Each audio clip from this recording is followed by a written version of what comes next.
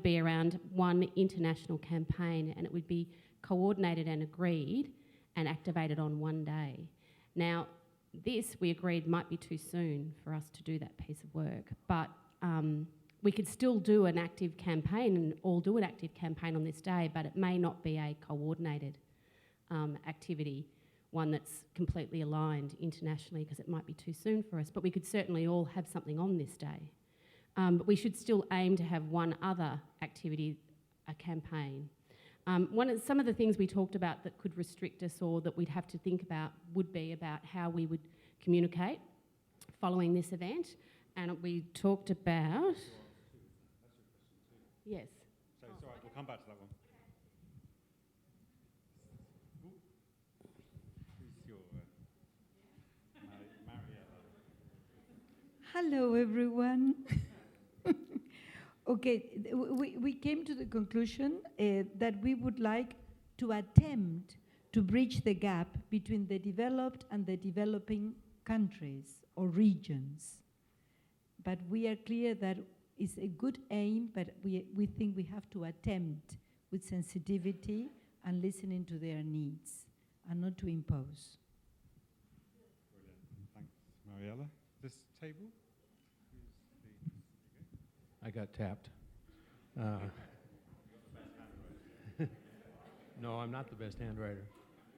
We want to follow the first comment.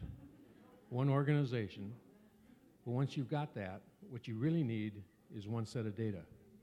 We need data from all the countries. We need to be able to say how many people there are with Parkinson's in the world. We don't know what that is.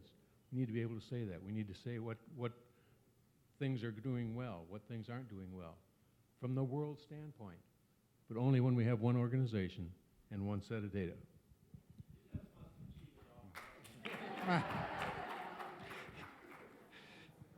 Table? Anyone speaking for your table? Yes. Go on.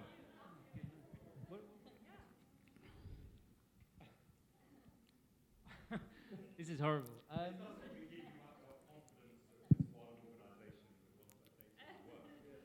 Well, no, essentially what we wanted to do was to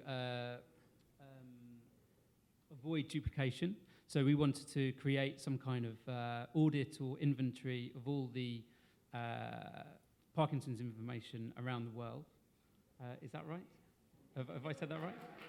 And yeah, the way that we would do that, does that come into the second part?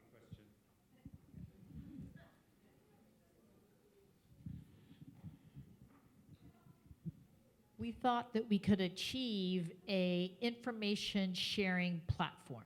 We felt that there needs to be all this information from this Congress available for everyone as we go forward, to be able to talk in the future instead of waiting, like someone said, in 3 years to talk, be able to have a platform, maybe on a WBC website, as a portal. Oh, that's the second question.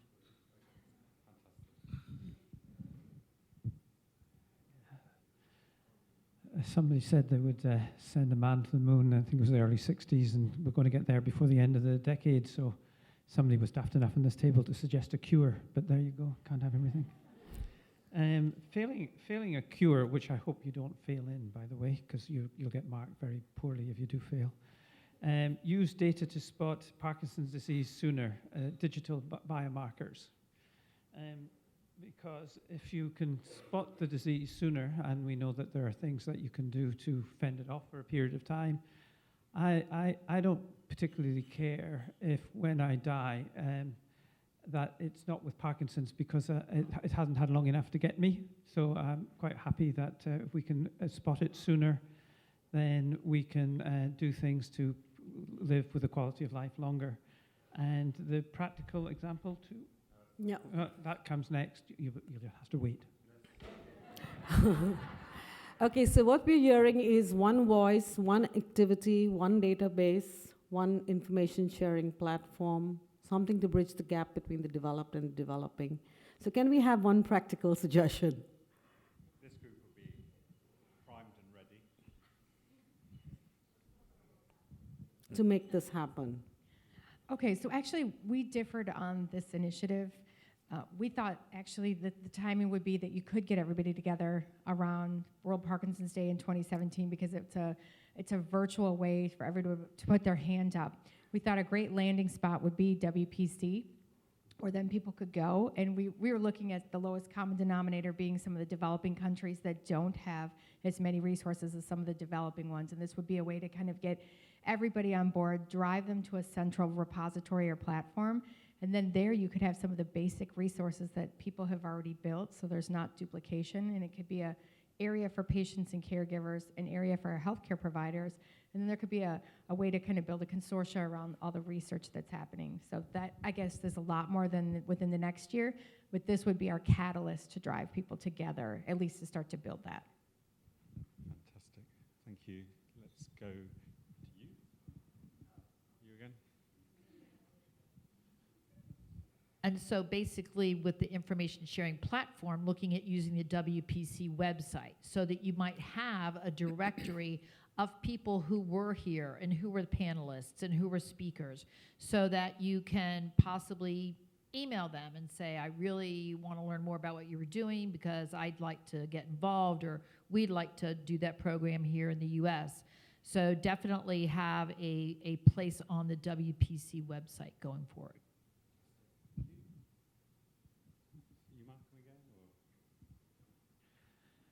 Okay, well, better stick with digital markers rather than cure. There's folk here this week from Intel. There's folk in Microsoft that unfortunately have Parkinson's, that they are very senior and very influential. There's folk in Google who are very senior. The one I'm thinking of doesn't have Parkinson's, but I think his mother does, and so on and so forth. So working together with technology companies to come up with the next generation of smartware is not far off. We could do that in 3 years. Fantastic. Thank you. Polly? Practical yet not easy suggestion would be to have Parkinson's recognized as a critical public health priority in every country of the world. Wow. That's brilliant. Our suggestion on this one actually is a replay of something we had several years ago, which worked fairly well but could work better. And it's simply a matter of using the technology to create a webinar-based conversation during the year or two preceding the next Congress, at which you'd have a challenge area or over six sessions that would be presented, discussed. People would have, I'll give you an example in a second, people would have contributions to make, and this would be part of the record before the next Congress, and also something for people to do very constructively in between, keeping the flame alive. The example I remember from the last time around, just to kind of root it for you, was the Get It On Time campaign. You were part of this. The UK, the NPF in Florida, and two other organizations, I forget where they were. One of them was from Australia, I think, and Canada. Each presented ways in which they were dealing with the problem that we all experience of people not getting medicines when they go to hospital. And it was Get It On Time, was, as I remember it, the slogan used by one of these, the Australians, Canada, UK. I know about the UK, I always forget that country. But that was the slogan used to try and get people to be aware this is a major problem. So suggestion would be a series of webinars, very cheap to do, very easy to do, involving people in this room and many others not here now, that would be to keep conversations alive on specific topics that engage each community. Thanks, Robin.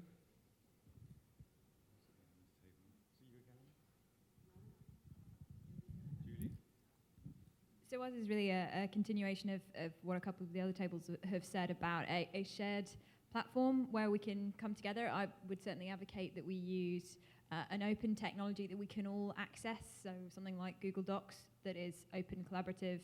Anybody with the link can add and edit. It removes the burden on any one individual organization to host and handle that, because as much as we would love to have somebody do that stewardship for us, it's quite a lot to ask of any one organisation. So I think it's quite possible in the short term. Thanks, Julie.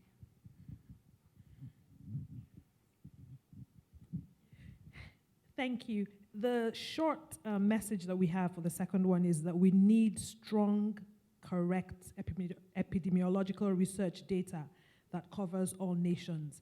And the premise to that is that one of the drawbacks for PD globally is that it's not prioritized. So we need quality epidemiologic data that measure the aspects of PD disease burden that are important.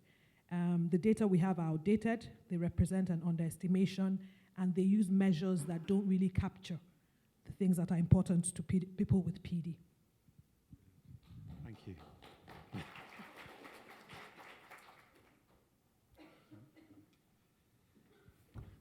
Okay, thanks everybody. I think that was a really high quality conversation, and if Stacey can collect the pieces of paper at the end, if you can make sure that Stacey gets your notes, I think we could turn that into a really solid set of recommendations in terms of what we want to achieve, how we're going to get there. So Maria and my suggestion is that we turn that into a report. We then use the same committee that planned today to kind of work through that and turn it into something that's a quality product that we then kind of send out, perhaps with some proposals about how we take it forward. What kind of leadership do we need to do this? How do we identify that kind of leadership team? Who wants to be part of that? How do we make it kind of representative? How do we get the skills that we need to take forward some of the suggestions that came out of this? So, but I think, what I pick up from this, lots of great ideas, but actually a real kind of commitment to do this. I think, it can be a shame, can't it, when you go to these international conferences, you have a wonderful time, you go back next week and your inbox and your in tray are completely full. And yeah, we had a good week in, where was it? Portland. I think, it's up to all of us, I think, to make sure that that doesn't happen. So anything else you want to say, Maria? Okay, well so we need to move quickly around the... Yeah, so around the 200th anniversary, I think there's a challenge for us to work quickly around that, to make that a quick win and give us experience of working closely together. Okay, well I think all it remains for us to do then is just thank everybody who took part in today. We've already thanked people who've been involved in organising the day. Thank you to some really high quality speakers, really high quality engagement. And I think it sets us up for a really brilliant week, doesn't it? So have a fantastic week and keep those conversations going. Cheers.